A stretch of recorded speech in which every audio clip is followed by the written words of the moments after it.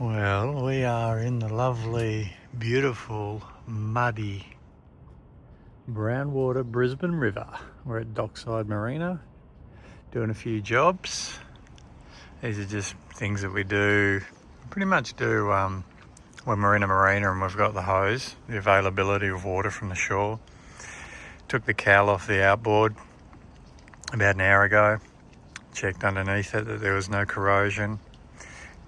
Cleaned it. If there was any salt or anything like that, I gave it a spray, but it was really clean, and I've covered it in lithium grease, so underneath the cowl the outboard's like new. And you know, with a little bit of maintenance and some love and care, you tend to should look like new forever. You know, this dinghy we've had for a year, a bit over a year now, pretty much nearly, and yeah, it's awesome. It still looks just as good, if not better, and the outboard still looks just as new. So what we also did was we got a bucket. We got a big 20-litre white bucket that we carry on the boat. It's actually the two buckets that used to be kept at the stern there. We fill them with fresh water. We put them under the leg. We tilt the outboard down and we run the outboard just to run fresh water through it. That reduces the chances of any corrosion in the head. And now Chloe and I are just going to go up the front. These sit in the bottom of the anchor locker. So the anchor chain sits on top of the mat. What that allows the water to drain so that the anchor chain's not sitting in salty water. So every time we come in a marina, this is another thing that we do, is we empty out the anchor locker, pull everything out of it. We don't keep that much up here. It's normally pretty empty. I like this locker to be empty.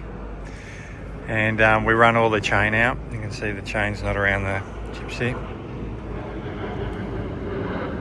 You can hear that aeroplane overhead. It's a bit noisy here. But yeah, you can also see that I come in here with the hose. I hose it all out. You can see the new motor on the winch. When we were up at the Keppel Islands, I had to replace the electric motor. And we've been carrying a spare one all the way since Panama. We've been carrying a spare windlass. This is something that's really important on a boat, is an anchor winch. So I, as it was looking pretty dodgy, I felt it was a good idea to carry a spare, so we did. You can see we've got a bit of damage. This is what I say when I mention in the videos that the boat needs a lot of work. This is sort of one of the areas that needs to be replaced. This whole foredeck area to the bow will be replaced.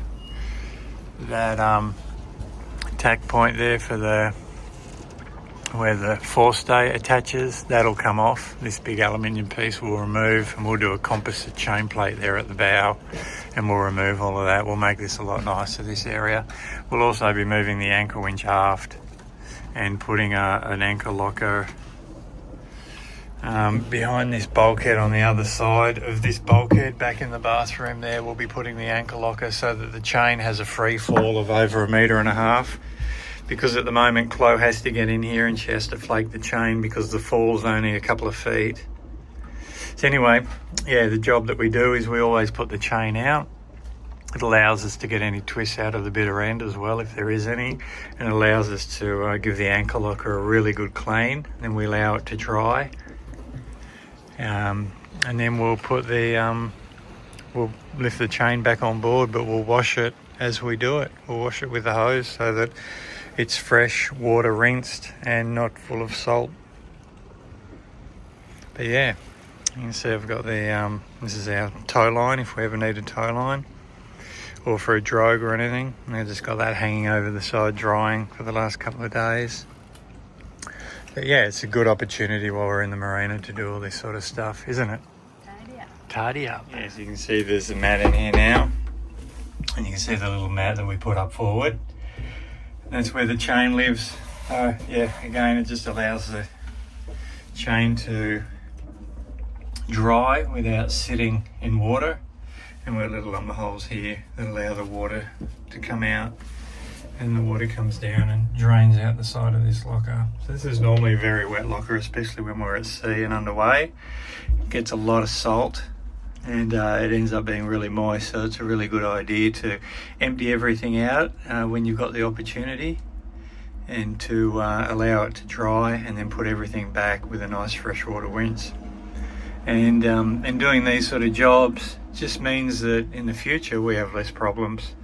Looking after the windlass, the chain and the locker just means that, when you are caught in a storm, or when there is an issue and you need everything to be reliable, you can count on it.